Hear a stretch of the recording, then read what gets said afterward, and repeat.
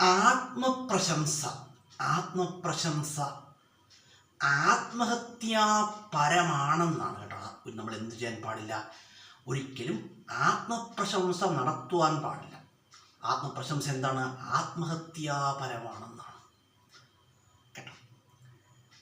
നമ്മൾ ഒരിക്കൽ പോലും മറ്റൊരാളോട് എന്ത് ചെയ്യാൻ പാടില്ല? ആത്മപ്രശംസ നടത്തുവാൻ പാടില്ല. എന്തുകൊണ്ടാണെന്നറിയാമോ? നമ്മൾ മറ്റൊരാളോട് ആത്മപ്രശംസ നടത്തുമ്പോൾ അദ്ദേഹത്തിന് ചിലപ്പോൾ ഇറിറ്റേഷൻസ് ഉണ്ടാവും കേട്ടോ. ഇറിറ്റേഷൻ എന്ന് പറഞ്ഞാൽ എൻ്റെ മലയാളം എന്താണ്? എൻ്റെ കറക്റ്റ് മലയാളം എന്ന് പറഞ്ഞാൽ അരോചകത്വം എന്നാണ്. അതുകൊണ്ട് നമ്മൾ എന്ത് പാടില്ല? ആത്മപ്രശംസ നടത്തുവാൻ പാടില്ലെന്നാണ്. അതുപോലെ തന്നെ നമുക്ക് എന്തു പാടില്ല? ആത്മനിന്ദ തോന്നാൻ പാടില്ല. ഒരിക്കലും ആത്മനിന്ദ തോന്നുവാൻ പാടില്ല. നമുക്ക് സ്വയം ആത്മനിന്ദ തോന്നിക്കഴിഞ്ഞാൽ ആ വ്യക്തി പിന്നീട് രക്ഷപ്പെടില്ലെന്നാണ്. അതുകൊണ്ട് നമുക്ക് ഒരിക്കൽ പോലും ആത്മനിന്ദ തോന്നാൻ ഇടവരരുത്. അതുപോലെ തന്നെ നമ്മൾ കേട്ടോ, അതെപ്പോഴും മനസ്സിലാവും. അതുപോലെ തന്നെ നമ്മൾ ഒരിക്കലും ആത്മസംയമനം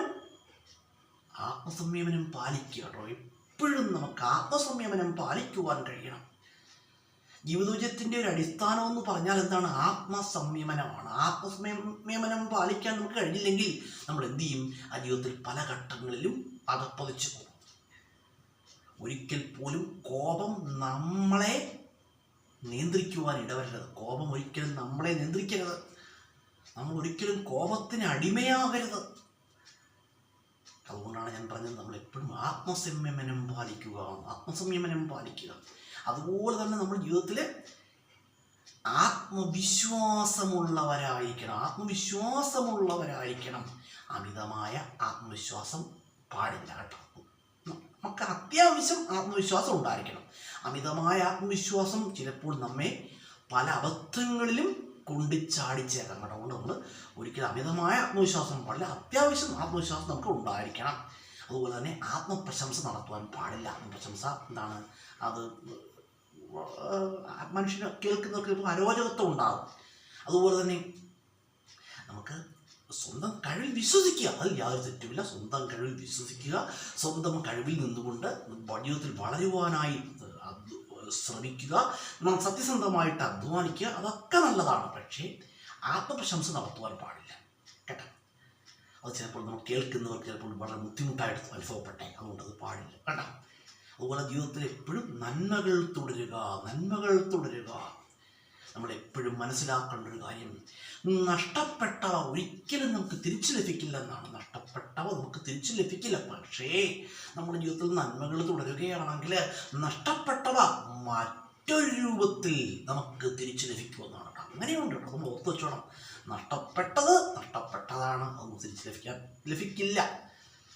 99% നഷ്ടപ്പെട്ടവ നമുക്ക് തിരിച്ചു ലഭിക്കാൻ സാധ്യതയില്ല.